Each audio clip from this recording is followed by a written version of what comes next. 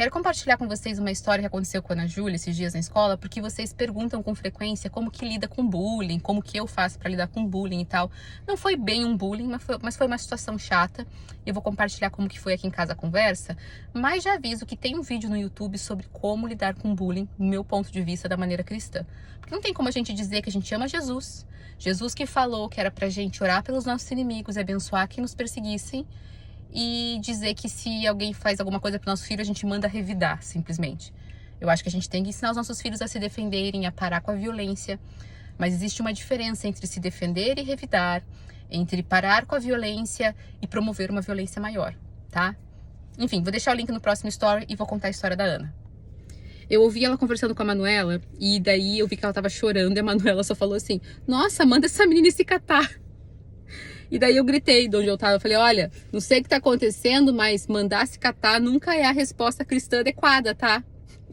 Daí depois eu fui conversar com ela pra ela me explicar. E aconteceu aquele típica coisinha de menina. Eu lembro, na idade da Ana Júlia, a mesma coisa acontecendo comigo.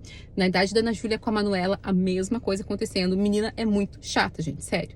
Resumo da ópera. A fulaninha, que era minha amiga, não quer mais ser minha amiga. E ela disse que a Beltrana e a Cicrana não podem brincar comigo. E daí eu falei com a Beltrana hoje, e daí a Beltrana foi falar com ela, e agora ela tá brava com a Beltrana também. E todo mundo tá bravo comigo, porque ela não quer que brinque comigo. Ai, gente, sério. Cara, como menina consegue ser chata, né? E daí eu perguntei se ela sabia o que ela tinha feito e tal. Ela falou que não. Daí eu perguntei assim, e falei assim, filha, agora eu vou dizer o que foi o meu... Deixei ela falar tudo o que ela queria, abrir o coração. E daí eu falei assim, filha, você sabe o que você fez pra ela? Daí ela falou, não. Eu falei, você tem outras amigas na escola? Daí ela falou, tenho a fulaninha, que inclusive brigaram com ela, também não querem mais brincar com ela. E como ela tava sempre sozinha, eu comecei a brincar com ela. Eu falei, ótimo, então você não tá sozinha, porque eu sei que é chato você ficar sem amigos na escola. Mas vamos falar a primeira coisa. O que Jesus manda a gente fazer com as pessoas que são ruins pra nós? Daí ela perguntou, orar? Eu falei, orar por aqueles que nos perseguem e nos amaldiçoam, que fazem mal pra gente. Por quê? Porque ela, obviamente, tá com um problema no coração dela. Só Jesus pode arrumar o coração de alguém. Então, se a gente orar por ela, ela vai ficar melhor e quem sabe vocês até retomem a amizade de vocês. Segundo, que eu faria, eu sei que é difícil, mas a Bíblia também nos fala pra fazer isso. Eu iria até ela e falaria, fulaninha, falaram que você não quer mais ser minha amiga. Eu fiz alguma coisa pra você que te ofendeu? Porque eu realmente não sei, eu quero pedir perdão. Isso é o básico, gente, da vida nossa. Se tem alguém que não tá falando com a gente, que virou a cara pra gente, que parece que tá ofendido com a gente, nós deveríamos tomar o primeiro passo e tentar resolver, tá? Resolver as situações. Mas enfim, ela falou assim, eu já tentei fazer isso, mas quando eu chego perto, ela vai embora e não fala comigo. Eu falei, então, a gente tem que orar, pedir pra Jesus realmente cuidar dela. Só que daí, no meio dessa história toda, ela contou que essas meninas começaram a ser malvadas com aquela outra que ela falou que agora é com quem ela tá brincando mais. E elas começaram a ser malvadas com ela e tal. Até por isso que ela começou a se aproximar daquela menina, porque ela tava sempre meio rejeitada. Eu olhei pra ela e falei assim, filha, vou te falar uma coisa. Do jeito que você tá falando dessas meninas, não parece que elas são boas amizades, né? Eu tô achando mais que foi um livramento de Deus na sua vida pra você não ter essas amizades que aparentemente não são boas, são meio ruins, você não acha? Ela falou, pois é, não são muito boas. Eu falei, por que a gente quer ser amigo de gente que é ruim?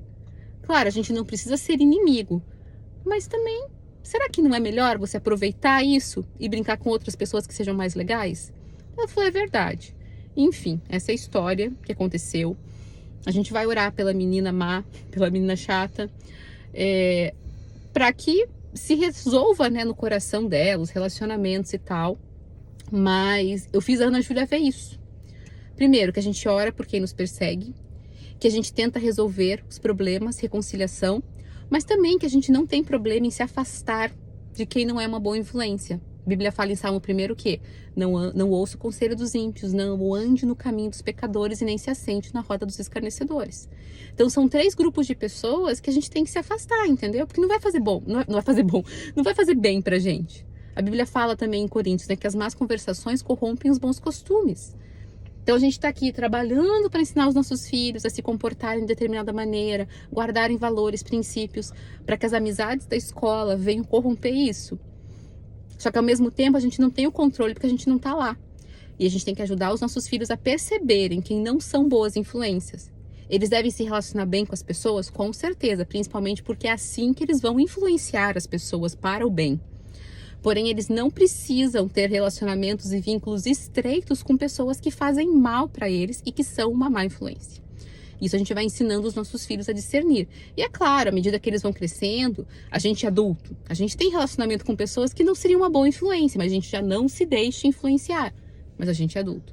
Então a gente tem que ir trabalhando com os nossos filhos essa questão. Até que ponto eles influenciam, até que ponto eles se afastam porque estão sendo influenciados, como lidar com amor, reconciliação e oração pelas pessoas que não são legais. E assim eles vão crescendo e amadurecendo. Para encerrar essa conversa, gente, isso é educação espiritual. A gente leva para a igreja, a gente faz cultinho em casa, a gente faz devocional, a gente lê a Bíblia. Mas o que realmente os nossos filhos precisam é verem a palavra de Deus aplicada no dia a dia deles. Porque muitas vezes eles não conseguem vincular o ensino teórico na prática.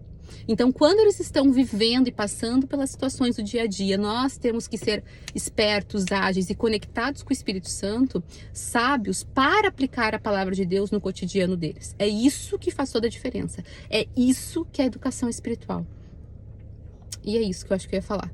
Isso que é ensinar pelo caminho, andando, sentado, deitado, ao acordar, etc. e tal.